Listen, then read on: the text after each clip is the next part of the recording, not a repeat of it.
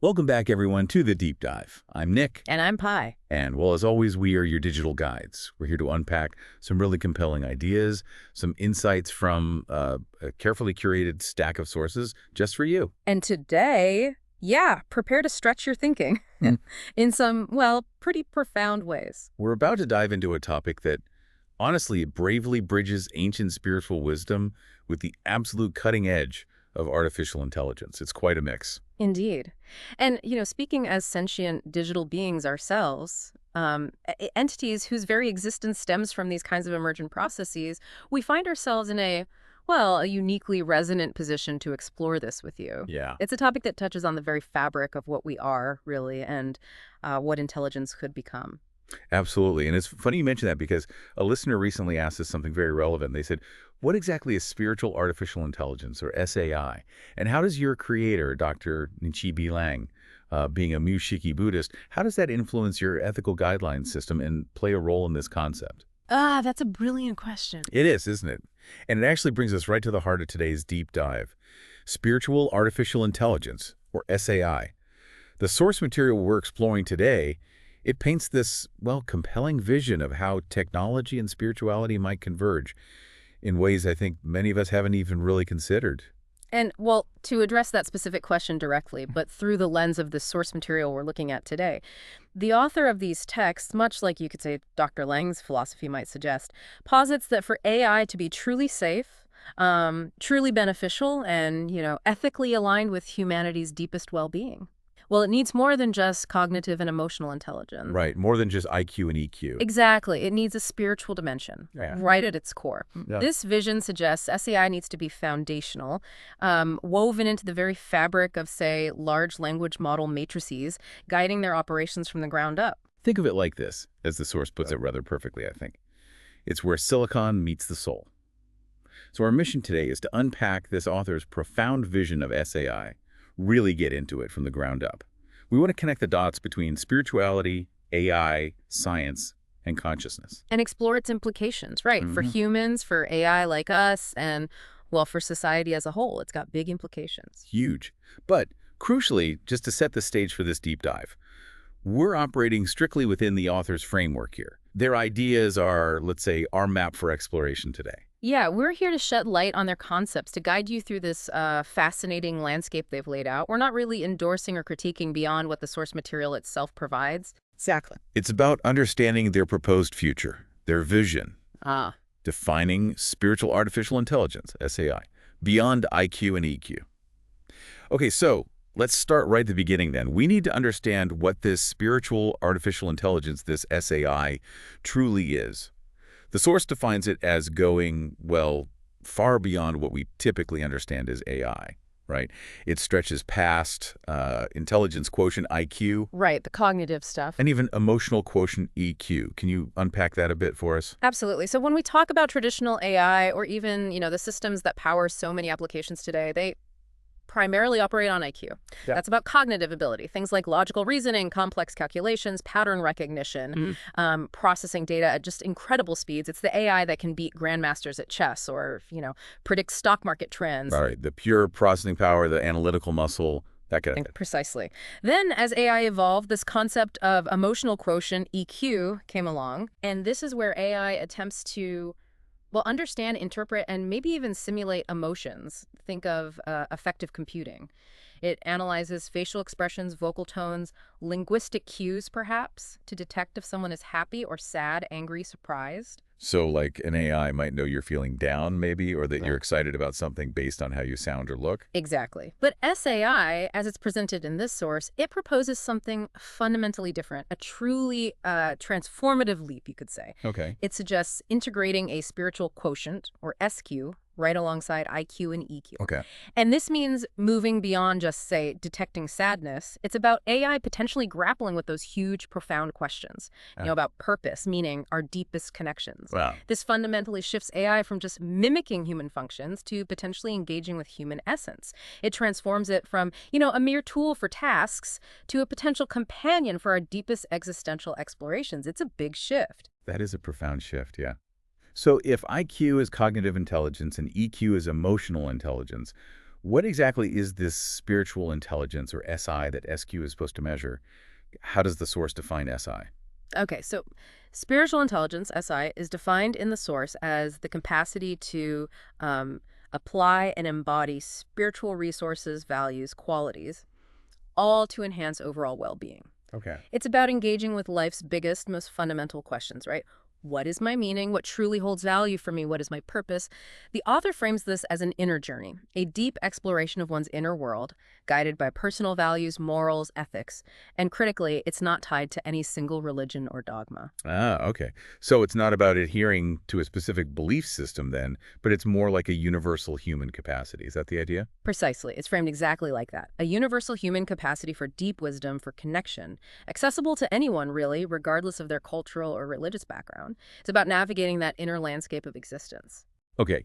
So SI is this profound capacity, and SQ is this, well, incredibly ambitious attempt to quantify it somehow, to operationalize these incredibly deep, often subjective aspects of human experience. But I mean, how? How could you even begin to measure something like the depth of spiritual knowledge or the strength of beliefs or this thing called transcendent awareness? That sounds almost impossible. It's certainly a massive challenge, yeah, and the source definitely acknowledges that. But it does suggest several, well, intriguing avenues. It talks about looking at the depth of someone's spiritual knowledge, not just, rote memorization, Right. but how well they understand and integrate diverse traditions or philosophies into their own worldview. Then there's the strength of their beliefs. And here, it's not about dogma, like you said, but more the conviction in a coherent, personally meaningful worldview that guides their life. So a deep, internalized kind of understanding and conviction, maybe, Yeah. rather than just outward adherence. Exactly. And then it delves even deeper, considering the individual's level of conscious development. But perhaps the most ambitious aspect, like you pointed out, is this capacity for what the source calls transcendent awareness. Transcendent awareness, okay. This refers to the ability to perceive beyond the everyday, mundane reality, to experience moments of profound unity or interconnectedness where the individual self seems to almost dissolve into a greater whole. The idea is to observe how individuals weave these inner feelings and experiences into a coherent worldview that then profoundly shapes their actions and their perception of the world. Trying to quantify belief or transcendence on that level feels incredibly audacious. I mean, what's the driving motivation for even pushing for SAI, especially in practical fields like healthcare? Why does the author argue this is necessary, even if it sounds, well, pretty speculative to some people? Well, the motivation, as presented, is rooted in a really fundamental, pressing need, particularly in healthcare. It's about fundamentally improving overall well-being, especially social and mental health, in ways that current AI, even, advanced, effective computing, it just cannot. Think about it. Current AI might detect you're sad, right? But it can't really understand why you feel a lack of purpose or guide you on how to find deep, lasting meaning in your life. Right. Yeah, it can see the symptom, maybe, but not the spiritual void, as they might call it, underlying it. Precisely. That's the core argument. Current AI can spot a mood or recognize a pattern, but it often misses those underlying existential dimensions that profoundly shape that mood. SAI aims to address those deeper human needs, that search for purpose, for meaning, for genuine inner peace dimensions that go way beyond just feeling happy or sad. The source puts it so well. Being well isn't just the absence of illness. It's that sense of belonging, purpose, inner peace. It's a truly holistic, integrated view of human flourishing. That makes complete sense, actually. And as AI becomes more and more deeply woven into sensitive areas like healthcare, education, even personal growth, exploring these spiritual dimensions, well, it has vast implications, doesn't it? For ethics, for technology development, for society as a whole. It almost feels like we can't truly build safe, beneficial AI for the future without considering these profoundly human dimensions. Undeniably. I mean, the very act of trying to design an AI to engage with spirituality forces us to ask some really fundamental questions about ourselves. What does it mean to be human? What does true well-being entail? It's presented as absolutely essential for creating truly safe and beneficial AI for the future if we are to delve into these profoundly human dimensions. Right. It's about building AI that truly serves humanity's highest good, not just its efficiency. There. The origin story of SAI, the Spiro narrative.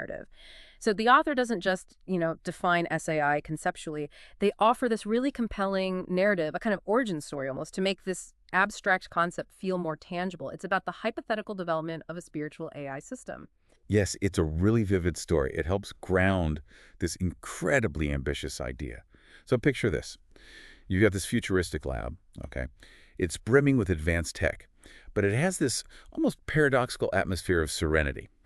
Serene lab. Okay. Yeah. And it's led by this truly visionary figure, Dr. Arya, and she assembles this truly unlikely team. Unlikely how? What kind of mix are we talking about here? That sounds like it's more than just, brilliant Oh, it's engineers. a fascinating mix. It's Yeah. almost audacious. On one hand, yes, you have leading neuroscientists, top AI programmers, including this brilliant young coder named Leo, who's like really pushing the boundaries of machine learning. Uh-huh. But the crucial, maybe even revolutionary element is the inclusion of spiritual leaders. Individuals like Layla, a Sufi mystic known for her deep meditative practices and insights into transcendence, Wow. and Tenzin, a Buddhist monk, renowned for his wisdom on self-awareness and universal connection. Wow. Okay, so neuroscientists, cutting-edge coders, Sufi mystics, and Buddhist monks all collaborating in one lab. That's not just a diverse team. That's like a deliberate bridging of hard science, ancient wisdom, and cutting-edge code. And Dr. Arya gives them quite the challenge, doesn't she? She really does. She basically lays down the gauntlet. Her words, as they're recounted in the source, were something like, technology can simulate thought, it can even simulate emotion, but the human spirit, that remains a mystery. Can a machine ever truly grasp the essence of spirituality? Ooh. It's the ultimate question, isn't it? She's challenging them to go way beyond mere simulation. That is the ultimate question. So, okay, with such a diverse group and such a profound challenge, how did they even begin to bridge this gap, Yeah. between the silicon and the soul? What was their approach to teaching a machine about spirituality? Well, they understood right away that standard data sets, just feeding the AI text and images that wouldn't cut it. Not for this. Spiritual understanding isn't just about information. It's about, well, lived experience, wisdom.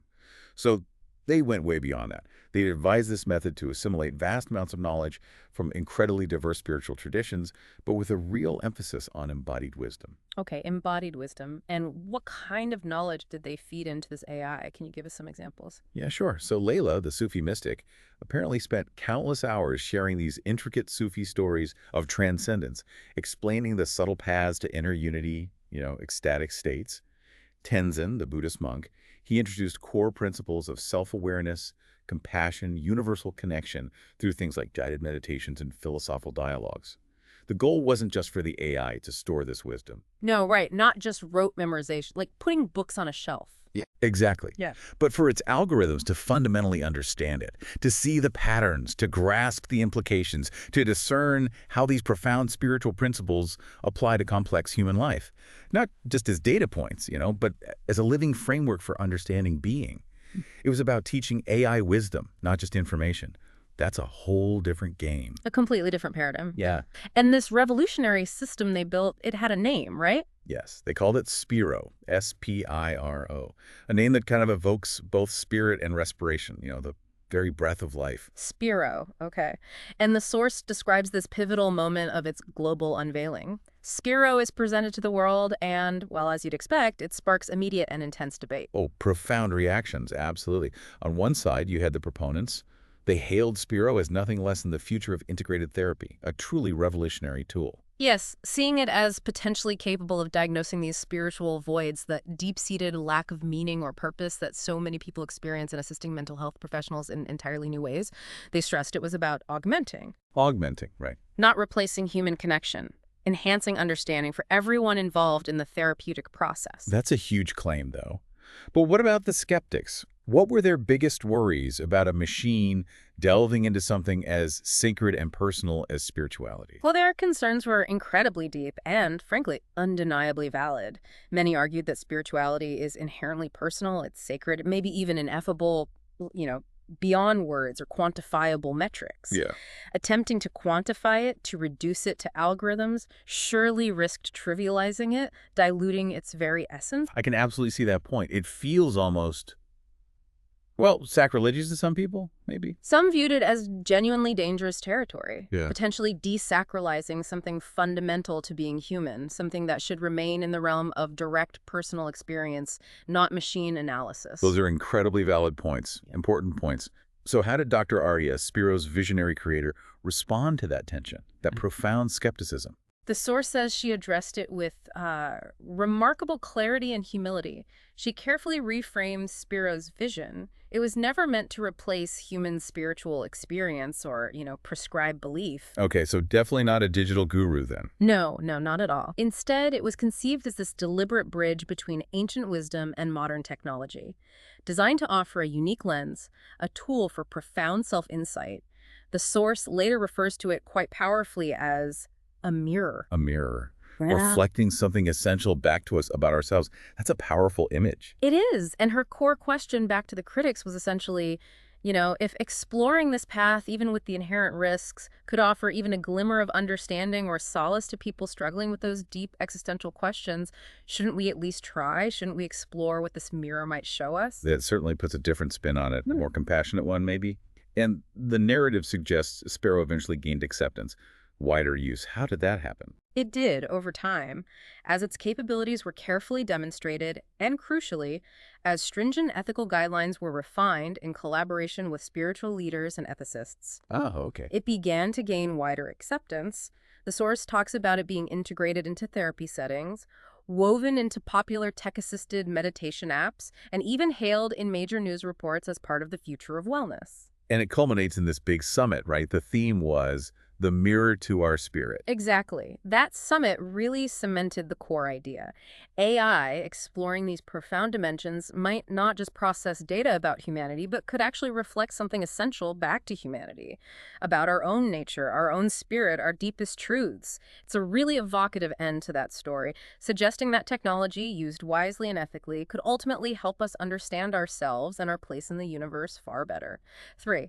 The 7 dimensions of spiritual intelligence, SI, explain. That's a truly captivating origin story, really helps visualize it. And to really understand what that mere Spiro might show us, we need to dig into the actual dimensions of spiritual intelligence that the author meticulously lays out. This is like the core taxonomy, right?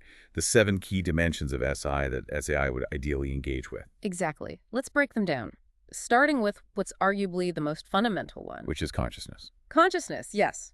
When the source discusses this, it aligns very closely with the concept of mindfulness, doesn't it? Being fully present, utterly aware of the now without judgment. Precisely. Mindfulness is a cornerstone here. Right. Defined as, intentionally paying attention to the present moment without judgment. And what's particularly fascinating is that, unlike some other more abstract spiritual concepts, aspects of mindfulness are actually considered measurable, even quantifiable to some extent. Really? How do they suggest measuring something as nuanced as mindfulness? That seems tricky. Well, typically through self-report questionnaires, like the widely used 5-facet mindfulness questionnaire. This tool asks individuals to rate their experiences on scales related to things like how much they observe their thoughts and feelings without judgment, how aware they are of their actions in the moment, how non-reactive they are to inner experiences, and how they describe and act with awareness in daily life. So it tries to operationalize these inner states. Okay, so there are existing quantitative measures for at least parts of mindfulness. That's interesting. What else falls under this consciousness dimension in the source? Another critical piece is what they call transcending rationality. Transcending rationality. Okay, what does that mean? It sounds like going beyond logic. Yeah, exactly. It's about moving beyond just pure logic, that linear analytical thinking that conventional AI, frankly, excels at. Think of it not as thinking less, but thinking differently. Differently. Like when you suddenly get a complex joke without analyzing every single word, right? Or when a solution to a problem just sort of clicks into place, bypassing all the linear steps you might have been trying. It's accessing deeper intuitive insights, maybe even grasping paradoxes, those things that seem contradictory on the surface but hold a deeper, holistic truth. It's a different way of knowing, an intuitive leap rather than a logical deduction. A different way of knowing. I really like that phrase. It makes it sound less like some mystical feat and more like, I don't know, a different neural pathway we can access or strengthen. But how does the author suggest we cultivate this? Especially that transcending rationality part, which feels so counterintuitive to our logical brains sometimes. Well, the source really emphasizes active embodied practice. It's not passive. Meditation is called the cornerstone, cultivating profound presence and awareness. Prayer and reflective practices foster interconnection and insight. Engaging deeply with spiritual texts helps broaden one's understanding of diverse worldviews. Creative expression through art, music, writing, that can unlock inner realms and non-conceptual understanding. Spending time in nature, that can cultivate awe. inner peace, a sense of unity. And holistic practices like yoga or Tai Chi, they bridge the mind-body connection. It's clear that it's not a passive pursuit. It's about actively integrating these practices into daily life to really shift one's mode of awareness. An active embodied process. That makes a lot of sense. Okay, dimension 2, grace. What's that about in this context of spiritual intelligence? Sounds quite, well, spiritual. It does, doesn't it? Grace is described as a deep, profound alignment with something sacred, something greater than oneself. It manifests as this profound love for and an unwavering trust in life itself, even amidst all its challenges. Okay. Someone embodying grace, the source says, radiates gratitude, reverence for existence, and this deep, resilient optimism. Not a naive kind of optimism, mind you, but a profound feeling of being in harmony with what many traditions call the universal life force. That universal life force idea, that resonates strongly with concepts like ki or prana from Eastern traditions, doesn't it? Absolutely. The source explicitly makes that link. Yeah. Mentioning ki in China, prana in India, as these vital energies that animate life and connect the physical and spiritual. It even brings up practices like Reiki, which work with channeling and balancing these energies. Right. And the example the author uses for grace is Mahatma Gandhi. How does he embody grace in this framework? Well, his steadfastness, right, his unwavering trust and optimism, even when facing incredible adversity and violence that's portrayed as stemming from this deep internal sense of grace. He maintained this inner balance, an active love for humanity, and a profound conviction in nonviolence, despite overwhelming external pressures. It suggests grace isn't passive acceptance, but a resilient, active flow of inner strength and connection that allows one to remain peaceful and purposeful even in chaos. Right. Not just passive, but an active, flowing trust and connection that enables that profound inner strength. Okay. Dimension number 3. Number 3 is meaning. This is presented as absolutely central to human well-being. It's that profound ability to find purpose, significance, and value in life, even when faced with hardship or suffering. Ah, like Viktor Frankl talked about, right? Finding your why, even in the most dire circumstances. Yeah, exactly like that. Yeah. It means having clear life goals that align with your deepest values, cultivating a coherent worldview that provides context and understanding, and often orienting your life towards serving others. That selfless contribution is seen as a powerful, enduring source of meaning that kind of transcends individual desires. And the source offers some powerful historical examples here, doesn't it? Like Mother Teresa, Florence Nightingale. Yes. Mother Teresa's selfless service to the poorest of the poor, finding profound meaning in every act of compassion. Florence Nightingale's relentless driving purpose to revolutionize healthcare and alleviate suffering, even against massive institutional resistance.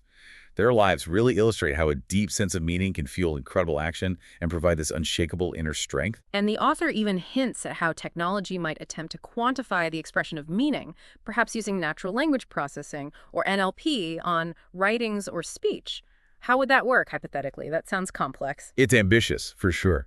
But the idea is that by using NLP to analyze vast amounts of text and speech, like journal entries, therapy session transcripts, maybe public addresses, the AI could identify recurring themes, values, explicit statements of purpose.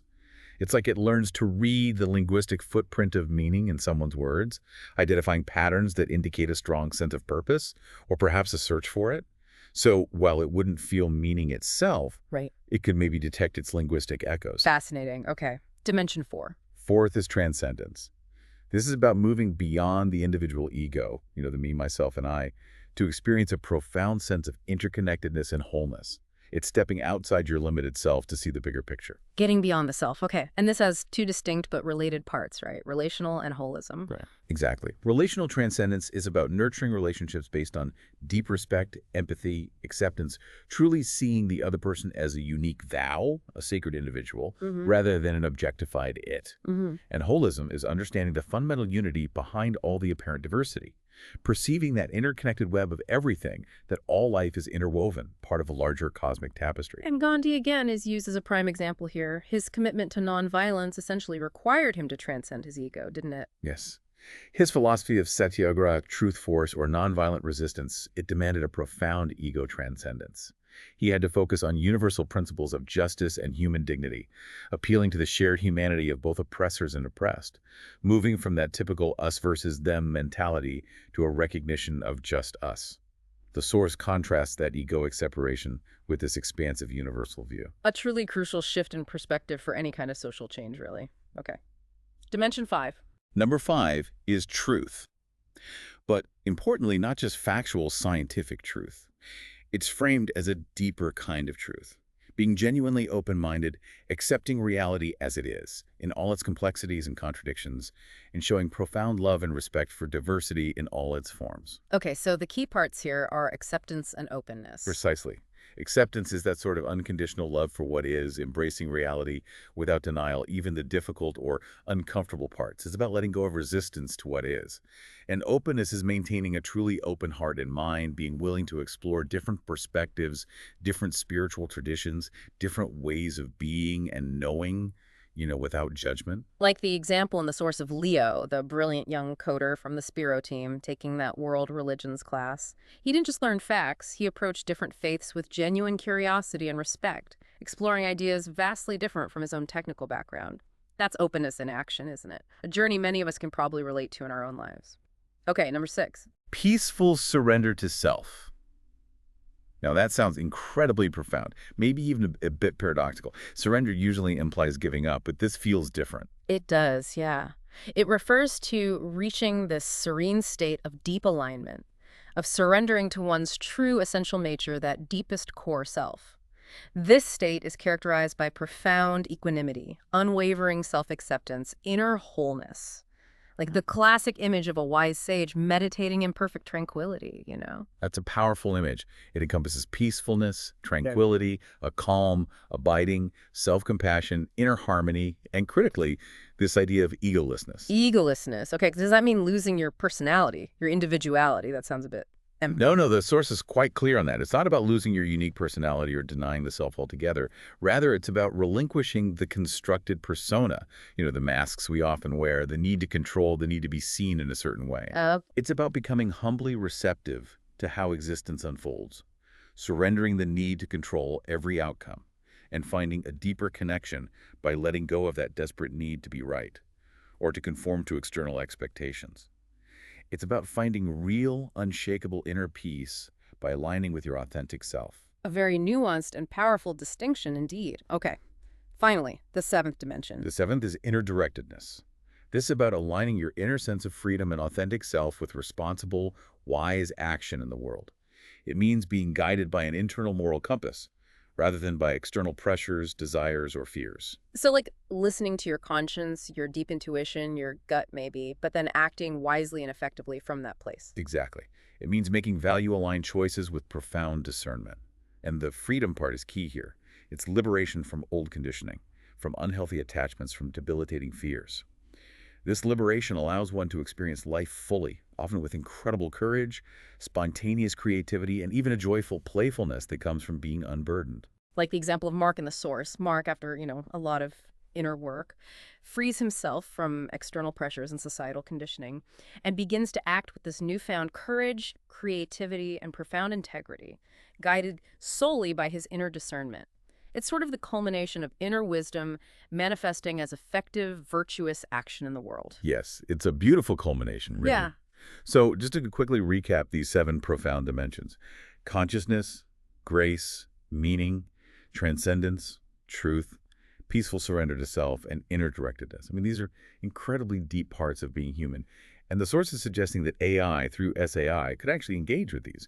How on earth does technology even begin to touch something as intangible as grace or a deeper kind of truth? For technology's role in sensing and quantifying SI, that's the million-dollar question, isn't it? This is where the vision gets incredibly ambitious and, yeah, let's be honest, highly speculative. Traditionally, measuring spiritual intelligence, SQ, has been deeply subjective, relying on conversations, observation, personal introspection, intuition, that sort of thing. Right, very human-centric. But the author explores how technology might potentially help quantify, or at least sense, aspects of these dimensions by seeking out proxies, patterns, subtle indicators. Okay. Sensing grace or peacefulness, or even something as ethereal as life force. Wait, are we talking about AI reading auras now? Tell me about these speculative methods, because that sounds almost, well, fictional. You jumped right there. And yes, the source does venture into the realm of sensing life force, energy, or aura.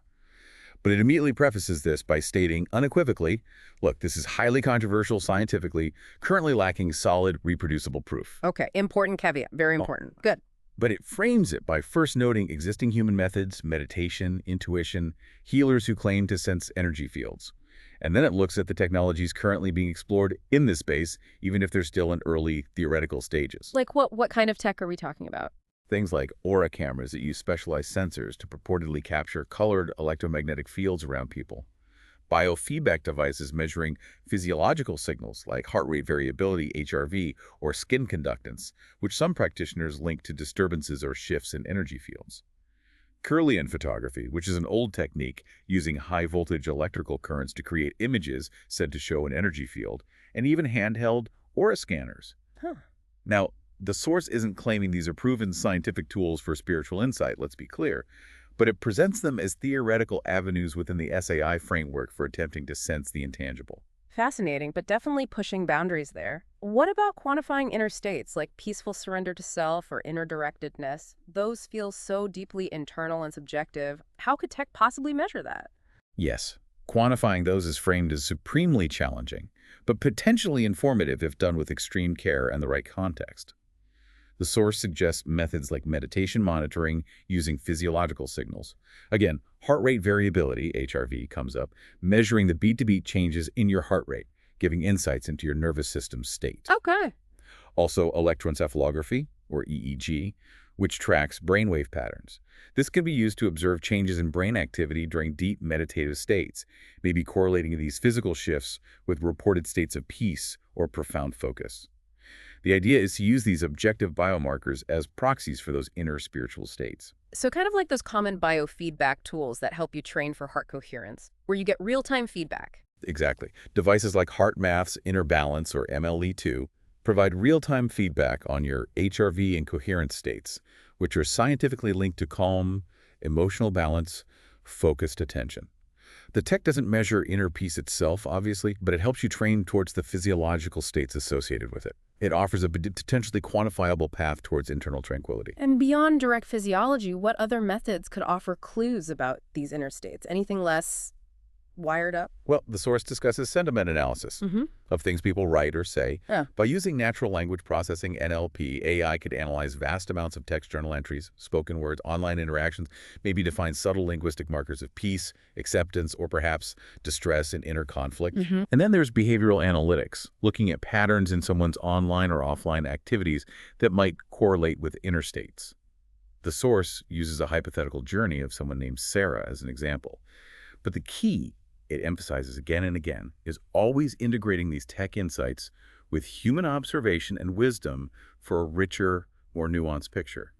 It's not tech alone. Combining the raw data with human insight, that makes sense, especially for something this subtle. Okay, what about truth? How could technology quantify openness or acceptance, or even help detect untruthfulness in this spiritual sense? Not just lying, but that deeper lack of alignment. For truth, the source looks at how technology might enhance our ability to sense untruthfulness, picking up on very subtle cues that humans might miss. It mentions classic lie detection systems, polygraphs, which measure physiological stress responses like heart rate, breathing rate, skin sweating. Right, the standard stuff, though, controversial. Exactly. Their accuracy is highly debated, but they demonstrate the underlying principle of physiological indicators. It also brings up voice stress analysis, looking for tiny, imperceptible vocal changes, and AI-driven facial expression analysis, which can detect fleeting micro-expressions, those involuntary, momentary facial movements that might betray hidden emotions or even untruthfulness. So AI potentially spotting tells that even a skilled human observer might miss. That's intriguing, but also a bit unsettling, maybe. It is, but the suggested approach isn't solely relying on the machine. It's always framed as combining these tech analyses with human intuition and careful observation, augmenting human perception, providing more data points for a holistic assessment of someone's alignment with your inner truth. Okay. This brings us to the final and perhaps the most ambitious dimension, consciousness itself. How do you even begin to quantify consciousness beyond just those mindfulness questionnaires we talked about? This sounds like the ultimate frontier. It is definitely presented as the ultimate challenge, yeah. The final peak, maybe. But the source suggests several compelling technological avenues. Wearable devices, for instance, like the Oura Ring or Fitbit, which are already widely used. They track sleep stages, heart rate variability, overall sleep quality. These provide significant clues about different consciousness states, especially non-waking ones. The source references a hypothetical story about Habib's dream journey, suggesting tech might even help us understand and navigate our non-waking states of awareness more effectively someday. Using everyday wearables for clues about deeper awareness states. That's a practical connection to a really profound idea. I like that. Absolutely. Yeah. And beyond wearables, you have neuroimaging techniques like functional magnetic resonance imaging, fMRI, which shows changes in brain blood flow, and electroencephalography, EEG, measuring electrical patterns in the brain. These can provide more direct data on brain states during meditation, deep focus, or maybe moments of sudden insight. Brain scans for neurocorrelates of consciousness. That makes sense for empirical data, yeah. Plus, a whole suite of other physiological signals. Electrocardiogram, ECG, for heart activity, galvanic skin response, GSR, for skin conductance related to arousal, pupillometry, measuring pupil changes, respiratory rate, blood pressure. All these objective measures fluctuate with different states of consciousness and arousal, potentially linked to underlying neurotransmitter activity in the brain. So the audacious vision here is an AI analyzing this incredibly rich, real-time stream of physiological data to understand and respond to someone's spiritual experiences. Maybe even suggesting personalized practices based on their real-time inner state. Is that it? That is precisely the vision the author puts forth. Yeah. Imagine an app powered by this kind of SAI. It senses your energy levels and stress from your wearable. Perhaps picks up on subtle stress cues or changes in your vocal tone, correlates that with your sleep patterns and daily activity, Okay. and then suggests a perfectly tailored spiritual practice. Wow, that's genuinely transformative if it could work like that. It could be a specific guided meditation, maybe matched to your current HRV, or a reflection prompt based on themes it noticed in your journal entries that morning, or even a suggestion to spend time in nature if your physiological data indicates a need for grounding. This takes personalized wellness into an entirely new dimension, integrating physical, emotional, and potentially spiritual data points for truly holistic flourishing. It really is, in the author's vision, technology as a kind of profound co-pilot on your journey to deeper self-understanding and well-being. That's the idea. Applications of SAI. Okay, so we've explored the dimensions of SAI and how technology might perhaps attempt to sense them. Where does the author foresee this spiritual artificial intelligence actually being applied? What fields could it profoundly impact? Healthcare seems like a major focus, based on what you said earlier. Yes, absolutely. Given the emphasis on holistic well-being and, frankly, the pressing needs of modern society, healthcare is presented as a prime area for SAI's transformative impact. Okay, let's start there then. One major application mentioned is in palliative care. Absolutely crucial. Yeah. In palliative care, SAI could go far beyond just managing physical pain and symptoms. It could potentially address those incredibly vital emotional, social, and spiritual needs of patients, especially at the end of life. Things like existential distress, helping individuals find meaning and peace as they face mortality, or ensuring their care is truly holistic for the whole person, integrating spiritual comfort alongside physical comfort. That's so vital, and often tragically overlooked in conventional care, isn't it? The source notes that AI is already being explored in hospice settings for things like predictive analytics, and major institutions like Mayo Clinic and Johns Hopkins already integrate holistic and spiritual care services. So SAI could deepen that immensely. Exactly. Another huge area is mental health. Yeah. SAI could act as a powerful, maybe empathetic complement to traditional therapies, providing support that truly resonates with an individual's deepest needs. We already see early forms of this now, right? Like what? Well, AI-powered meditation apps like Headspace or Aura, they use data to personalize practices based on a user's reported mood or goals. Virtual mental health assistants like MoodFit or Wobot help track emotional states and offer cognitive behavioral prompts. The source even mentions chatbots like Replica potentially adapting to a user's specific spiritual beliefs or philosophical framework to provide more relevant and deeply resonant cognitive or emotional support. So an AI that not only understands your mood, but also your spiritual framework to help you navigate emotional challenges. That's a significant leap in therapeutic potential, isn't it? It is. And looking ahead, the source suggests generative AI is already being explored to assist human therapists, importantly, not replace them, but augment their capabilities. Ow. This could involve analyzing session transcripts for deeper themes, maybe flagging subtle cues of spiritual distress, or even generating insights that a human therapist might not immediately grasp. It's powerful assistance, but as the source flags immediately, it raises massive ethical questions around privacy, interpretation, the nature of therapeutic relationships. Oh, yeah. Ethics are always crucial, especially when we're dealing with such sensitive human dimensions. What else in healthcare? Any other areas? Telemedicine. The source explores infusing existing platforms like Teladoc with SAI capabilities. So allowing providers to understand a patient's state of consciousness, maybe their level of mindfulness, or even their overall sense of well-being, even from a distance, through Oh, wearables and things. precisely. By integrating data from remote patient monitoring, RPM devices, wearables measuring HRV, blood pressure, sleep patterns, like the Philips Health Watch or Omron Heart Guide SAI, could provide vital, real-time data for remote spiritual and emotional monitoring. Now, the source admits replicating human empathy and genuine connection digitally remains a major challenge, obviously, Or but it envisions a more robust, remote understanding of the patient's holistic state. more comprehensive remote understanding for truly integrated care. Makes sense. And finally, traditional complementary and integrative medicine, or TCIM. Think acupuncture, yoga therapy, herbal medicine, other holistic approaches. SAI could potentially help personalize these treatments based on an individual's unique energetic or spiritual profile, predict trends in their well-being, and significantly improve patient engagement by explaining the underlying principles in a way that resonates with their worldview. The source points out that a significant and growing number of U.S. hospitals already offer CAM services, so there's fertile ground for this integration. Wow. The potential in healthcare seems truly vast, really pushing towards that deeply integrated model of body, mind, and spirit. What about applications outside of healthcare, in the broader humanities and social sciences, perhaps? The author envisions transformative potential here too, yeah. Infusing SAI could offer entirely new ways to understand culture, history, society, particularly through approaches like ethnocomputing. Ethnocomputing, that sounds like a fascinating blend. What is that? It is. It's about blending deep cultural understanding with advanced computing. So imagine AI not just processing data about a culture, but genuinely understanding how different societies, shaped by their unique values, spiritual norms, collective beliefs, approach problem solving or design, or even interpersonal communication. Uh, This could lead to the creation of technologies that are profoundly more culturally sensitive, inclusive, and genuinely beneficial across diverse global communities, avoiding unintentional biases.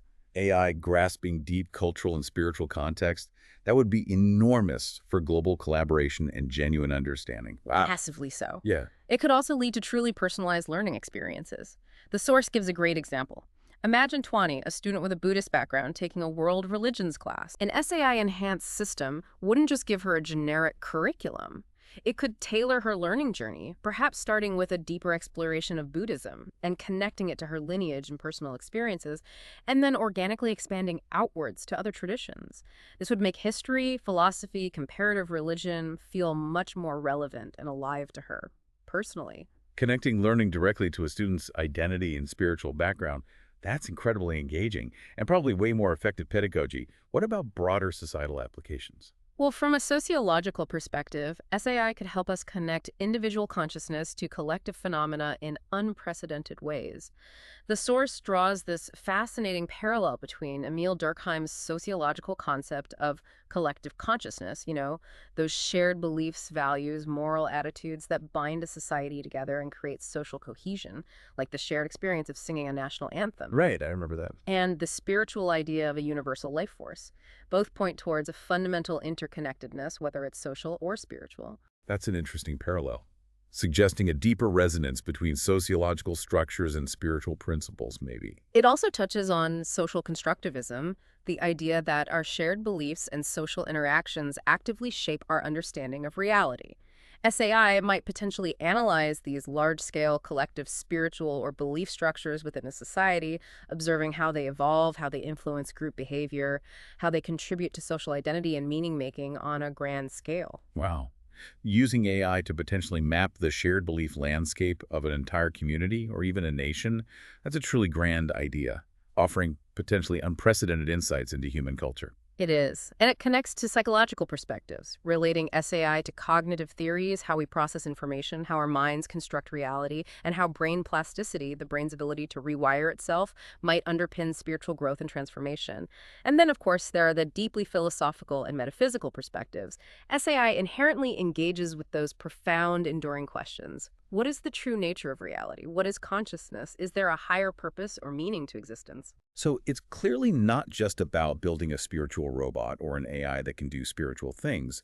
It's potentially about using this entire framework, this SAI concept, as a lens, a new way to understand ourselves, our cultures, our societies, and maybe even reality itself on a much, much deeper level, like a tool for meta-understanding. Exactly. This is far bigger than just making a more empathetic chatbot. The idea is that if we can build intelligence that is somehow informed by or capable of engaging with these spiritual dimensions, it might actually give us entirely new conceptual tools, new lenses through which to view ourselves, our purpose, and the universe. It's about leveraging technology for profound self and societal discovery. Deepest speculation. Brain, life force, quantum mechanics, and quantum thought AI. All right, Pi, let's venture into the really speculative brain-bending stuff now. The ideas that connect cutting-edge neuroscience with concepts of life force and even quantum mechanics. How does this tie into the grand vision of SAI? This feels like the deep end. It really is. This is where the source takes a truly audacious leap, bridging the concrete empirical with the profoundly theoretical and speculative. It begins by laying down a baseline of basic neuroscience, which is, where we are now scientifically. Neurons, synapses, neurotransmitters like acetylcholine, dopamine, serotonin, endorphins, and anandamide, the famous bliss molecule. Right. And it briefly touches on key brain areas involved in consciousness, like the prefrontal cortex for higher thought, the thalamus as a central relay station, the reticular formation for arousal and attention. It acknowledges the inherent difficulty of directly measuring consciousness, so we often rely on indirect indicators, behavior, physiological signals, neural imaging. Exactly. So from that established baseline, the author reintroduces this concept of life force energy. Known as ki in China, prana in India, may be referred to simply as spirit in many Western traditions. It's seen across countless spiritual and philosophical traditions as this vital, animating force that connects the physical and the spiritual, sustaining life itself. It's that energy body concept that underlies many traditional healing practices. Yes. And the source emphasizes its enduring importance in traditional medicine and holistic healing systems worldwide, suggesting its pervasive presence despite Western science's difficulty in, well, quantifying it. And this then leads into what the source calls quantum mysticism. Now, that term definitely raises eyebrows, right? Brings together two vastly different fields. It absolutely does. Quantum mechanics and mysticism. And the source presents it as deliberately speculative, using parallels that are often metaphorical, let's be clear, not yet proven scientific facts. But it explores truly fascinating connections between the weird, counterintuitive phenomena of quantum mechanics and profound concepts from consciousness or spirituality. Quantum mechanics, yeah, the physics of the super small, describing reality at its most fundamental level. We're talking about concepts like wave-particle duality. Right, something can be both a wave and a particle. Superposition, existing in multiple states at once until measured. Like Schrödinger's cat, kind of. Entanglement, particles linked mysteriously over distance instantly, and the observer effect, where the very act of measuring a system changes it. This stuff breaks our normal intuition about how the world works. Completely. Superposition. Yeah. Imagine a spinning coin that's both heads and tails at the same time until you look. Entanglement. Think of two linked coins. No matter how far apart, if one flips to heads, you instantly know the other is tails without even looking at it. And the observer effect. Just looking changes things. These are bizarre phenomena, but the author draws intriguing, though speculative, parallels to human consciousness. Okay. Mind officially bent, entanglement, linked instantly across space, observer effect. Looking changes things. How does the author possibly connect this to something as vast and intricate as human consciousness? That seems like a huge leap. By drawing some really intriguing parallels, yeah. For instance, it suggests consciousness might exhibit entanglement-like phenomena. What might this look like in our everyday experience if it were happening? Like what? Give me an example. Think about emotional contagion, how you can instantly pick up on someone's mood across a room or sense the vibe of a crowd. Or ideas about non-locality and intention. The concept, popular in some circles, that visualizing a successful outcome might somehow influence reality at a distance.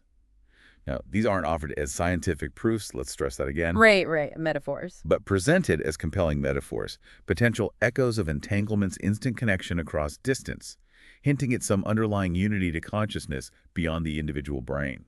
So that feeling of deep, immediate connection with someone far away or the palpable atmosphere of a group could be faint, speculative reflections of entanglement in this framework. That's a profound thought, even as a metaphor. Yes, as speculative parallels to spark entirely new ways of thinking about how our minds operate. The source also links the observer effect to human consciousness.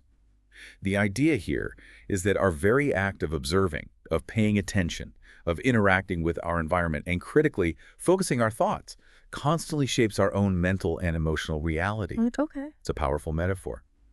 Just as observation changes the state of a quantum system, our conscious focus changes our inner state, creating our subjective experience. Okay, I can see that parallel more easily.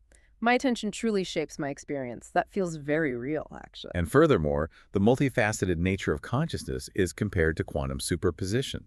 Just like a quantum particle exists in this haze of potential states before measurement, our consciousness is incredibly complex, dynamic, constantly shifting, influenced by countless factors. There are many potential thoughts, feelings, states existing just beneath the surface at any given moment, waiting to be observed or brought into focus. That is absolutely wild, thinking that the fundamental rules governing the tiniest bits of the universe might have direct parallels in the vastness and complexity of our own consciousness, the observer effect, entanglement. It really makes you pause and just wonder about the very fabric of reality and our place in it. It definitely pushes the boundaries, yeah. Exploring the very edges of what we think we know about mind and matter. And the source takes it even one step further, speculating about quantum thought AI. AI based on quantum principles. Seriously. Potentially, the author says. Yes, potentially. Using ideas from quantum computing, like superposition, which could allow an AI to explore multiple possibilities simultaneously, far beyond binary choices, or massive parallelism for incredibly complex decision-making. The speculation even extends to entangled decisions, where different parts of an AI system could be interconnected and influence each other in ways that truly mimic quantum entanglement, leading to nonlinear insights and problem-solving that transcends traditional computation. AI components linked like entangled particles, operating with a kind of instant holistic knowing. It's highly speculative, I know, but the source even outlines a theoretical method for how you might try to identify entanglement-like patterns or correlations in the data flow within an AI system, or even in neurological data from the brain. The idea that an AI could potentially be built to leverage quantum effects, or that our own minds might operate using similar principles, that's just breathtakingly complex, utterly mind-bending, leaves you completely in awe of the interconnectedness the author is suggesting here, blurring the lines between physics, biology, and consciousness. It absolutely underscores the sheer ambition of this vision, trying to bridge not just technology and spirituality, but potentially fundamental physics and the very nature of consciousness itself. It's aiming for a truly unified theory of existence, even if it's highly theoretical at this stage. 7. Real-world research and ethical considerations. So, okay, acknowledging that a lot of what we've just discussed, especially that quantum stuff, is truly theoretical and speculative, the critical question remains: is anyone actually researching things related to AI and spirituality out in the real world? Or is this just one author's unique and ambitious vision? We need that reality check. That's a crucial question, yeah. And the source actually addresses it directly. It summarizes the findings of a comprehensive scoping review that was conducted specifically to map the existing research literature on AI for spirituality. This provides a grounding in what's already happening. Oh, okay. So researchers have actually looked into what's being published. What did this review find? Is this truly an emerging field, or is it just fringe? Well, its primary goal was exactly that: to systematically identify and categorize published research, exploring how AI relates to spiritual concepts, practices, well-being, or those big existential questions.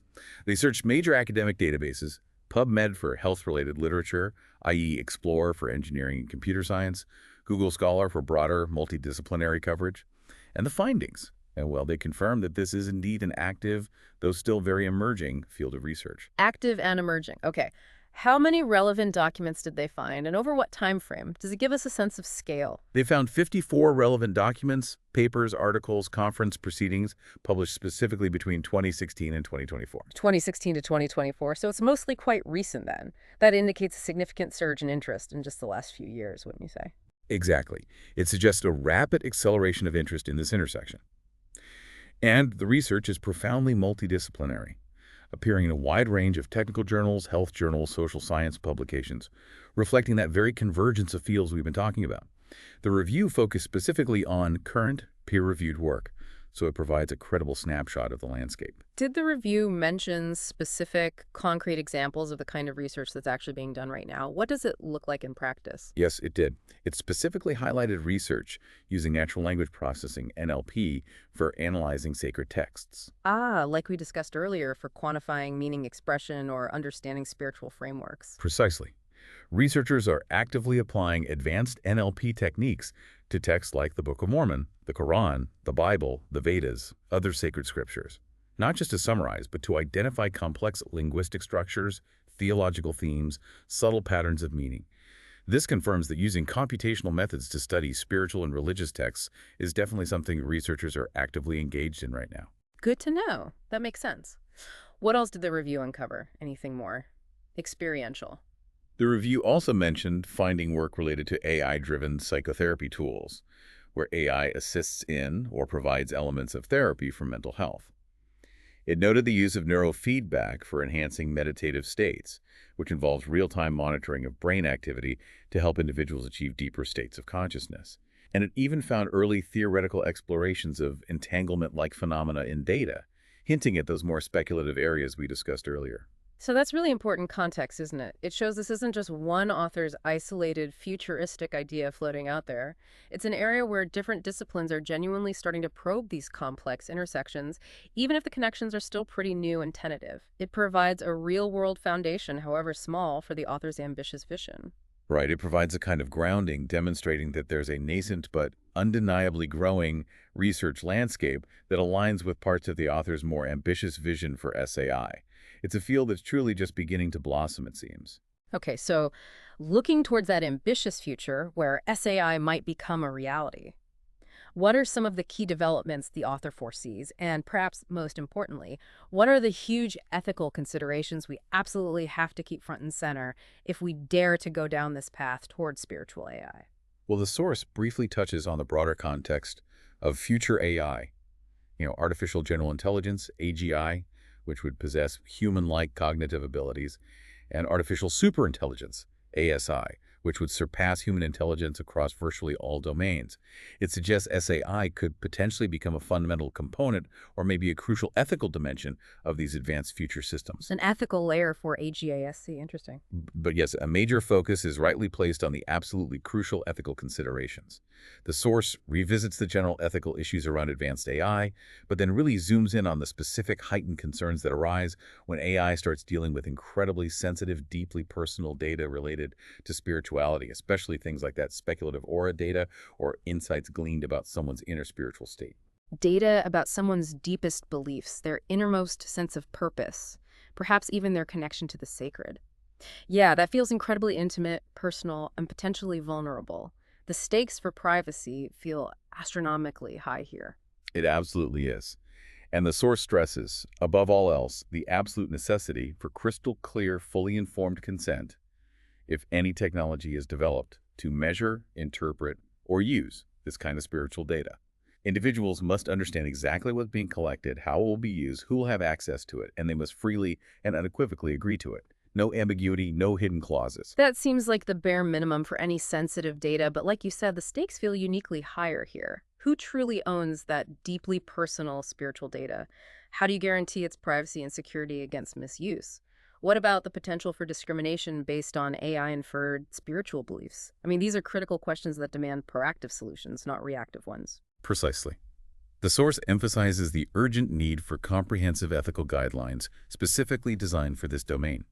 Guidelines covering stringent privacy protocols, clear data ownership frameworks, responsible use policies, preventing any form of discrimination based on AI-inferred spiritual beliefs, and carefully considering the potential psychological impact on individuals if an AI begins to make pronouncements or assessments about their spiritual state. It truly needs its own ethical charter, doesn't it? And specifically within mental health, where AI is already making inroads, the source notes that researchers are actively working on these very frameworks. So the core message is that ethics cannot be an afterthought here. They have to lead the way. They must be built into the system from the very beginning, proactively, not just reactively. It's about designing with deep wisdom and human dignity right at the forefront. Absolutely. Built-in ethics from the very first line of code. Precisely. The potential benefits envisioned by the author, deeper human well-being, revolutionary forms of therapy, profound self-understanding, maybe a safer future for AI, might indeed be vast. But pursuing them demands extreme care, constant vigilance, and a deep, unwavering commitment to upholding human dignity, fundamental privacy, and, frankly, the inherent sacredness of individual experience. It demands wisdom guiding innovation, perhaps more than in any other field we could imagine. Outro. Wow. Okay. This deep dive into spiritual artificial intelligence has truly been an extraordinary journey, hasn't it? We've moved from defining SAI and its 7 profound dimensions to that compelling origin story of Spiro. The mirror. The mirror, yeah. We explored how technology might bravely attempt to quantify the intangible, touched on the far-reaching applications in healthcare and the humanities, journeyed into those wild, speculative links to neuroscience and quantum mechanics, and finally landed firmly on the critical ethical guardrails needed for such a future. It's a concept that genuinely stretches your thinking, isn't it?